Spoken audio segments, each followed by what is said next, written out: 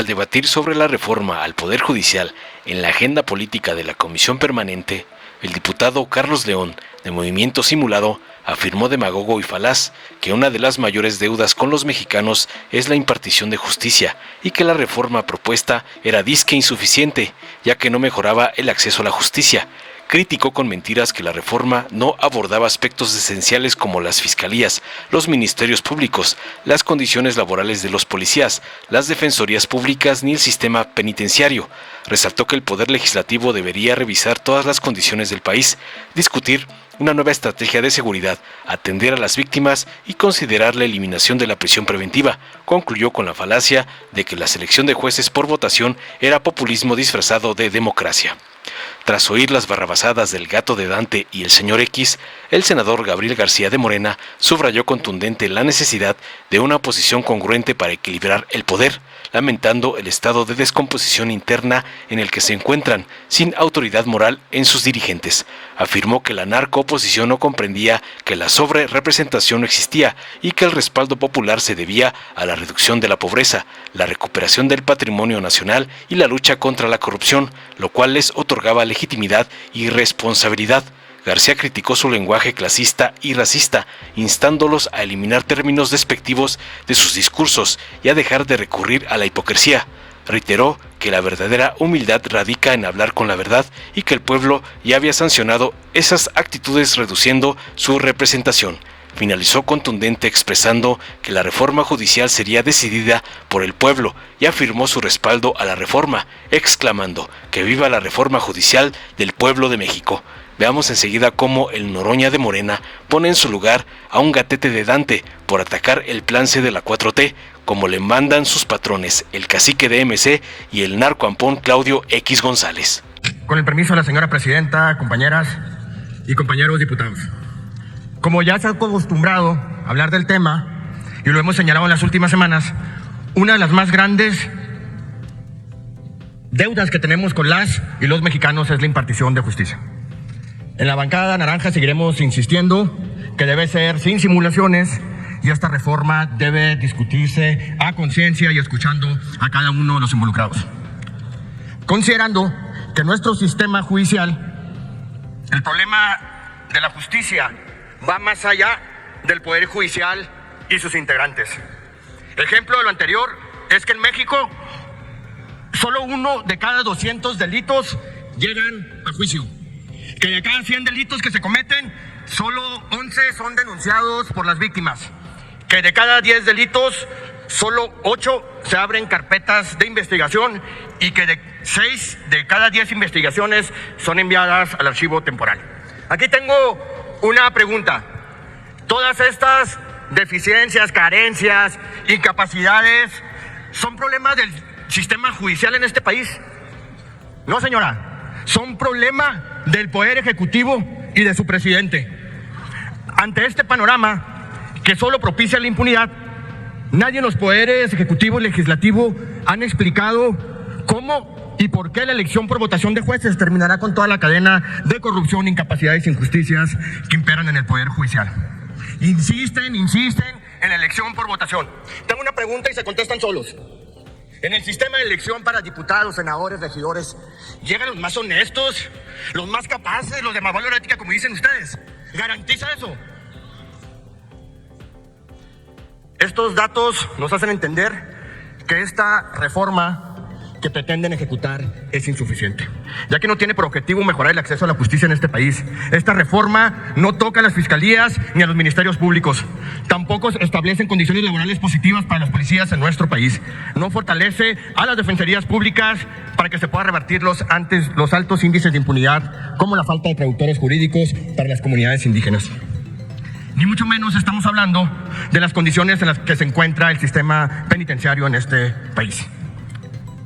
Ya, chole, ya sobra de discutir la reforma judicial. Hoy debería ser una prioridad para este Poder Legislativo revisar todo y cada una de las condiciones que prevalecen en todo el país y deberíamos estar discutiendo una nueva estrategia de inseguridad. Atender a las víctimas de los delitos, la constante aprobación de reformas que tienden al punitivismo y no a la solución de las causas. Incluso deberíamos estar discutiendo cómo eliminar la prisión preventiva oficiosa y el arraigo, que permiten meter a la cárcel sin juicio previo. Estamos convencidos que el sistema judicial debe garantizar mayor certeza jurídica y no tener a las personas en la cárcel sin sentencia para hacernos creer que se está haciendo justicia en México, cuando la mayoría de los casos son personas inocentes, por no decir que son personas pobres que no tienen para pagar una defensa adecuada. Claro que se necesita una reforma judicial. Llevamos 17 años con una estrategia fallida, en la cual a más delitos, mayores penas y más personas que no son necesariamente culpables en la cárcel. Por ello, la bancada naranja creemos que es necesario plantear una alternativa no militarista y no punitivista, con recursos suficientes para que en nuestro país haya justicia para todas y todos los mexicanos. Que quede claro, legisladoras y legisladores. Selección de jueces por votación es populismo disfrazado de democracia, y el populismo es incapacidad para gobernar. ¿Es cuánto? Amigas, amigos, somos partidarios de los equilibrios. No me vayan a tomar a mal mis compañeras y compañeros de Morena, pero la realidad es que hace falta una oposición. Es necesario, porque al expresarse se puede equilibrar. Todo poder debe de ser en esa tesitura. Por eso, ojalá y regresen al camino de la congruencia. Están en estado de putrefacción la oposición. Están peleándose a lo interno y como no tienen autoridad moral en sus dirigentes, ya están en a ver cómo sacan a lo que queda de personas congruentes. Pero ahora están en el diseño de cómo regresar a la política de la hipocresía. No quieren reconocer que no hay sobrerepresentación. Hay 373 diputadas, diputados que están distribuidos sin sobrerepresentación en las tres fuerzas políticas, los tres partidos políticos que respaldaron el proyecto transformador. No comprenden lo que hoy explicó el señor presidente, que no es en contra de lo que opinamos los representantes. Es en contra, están actuando en contra de millones de personas que respaldaron con su voto, porque simple y sencillamente se disminuyó la pobreza. Y el pueblo de México sabe que ese es el camino.